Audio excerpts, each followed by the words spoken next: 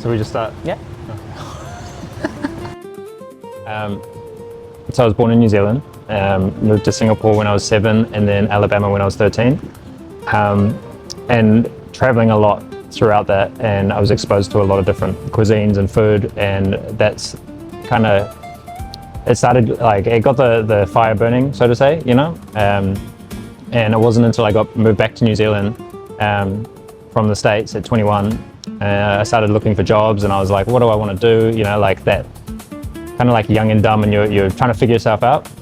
And I went to a restaurant called Food at Wharapuki in Kerikeri, and there was like electricity in the air. It was amazing, and it was Thai influenced kind of European cuisine, and I was just blown away. And that was the initial spark of like, I want to do this. How old are you? That was 21. And I went up to the pass, and I talked to the head chef, and his name was Colin Ashton.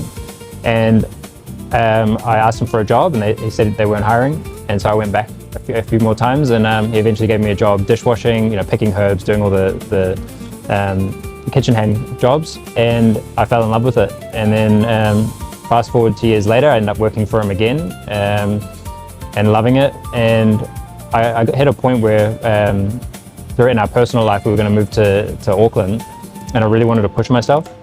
And I started looking at different restaurants in Auckland, and the cuisine, and different things that interested me. And the main thing was fire. And there's something you know, really primal about cooking with fire and warming, and you know, people have gathered around it for thousands of years.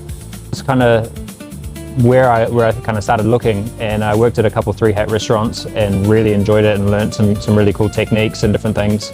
And then, as a lot of chefs do, you get burnt out from fine dining. And so I went and took a job in a head chef position, helping open a burger spot. And that was awesome. And I did that for about 1.5 years. But then, you know, something started kind of ticking over in me, and I wanted to chase that passion again. Yeah, came in, did a trial, talked to the guys, and loved it. So it was exciting, you know, cooking with fire, but in a whole new way. And learning their kind of customs and traditions and flavors and ingredients, and it blew me away. And I was like, I love this. And yeah, and it kind of just evolved from there. And then, now having been promoted to head chef at Milenta, I've seen Chef Alejandro's take on, you know, South American Kiwi produce, and I love it.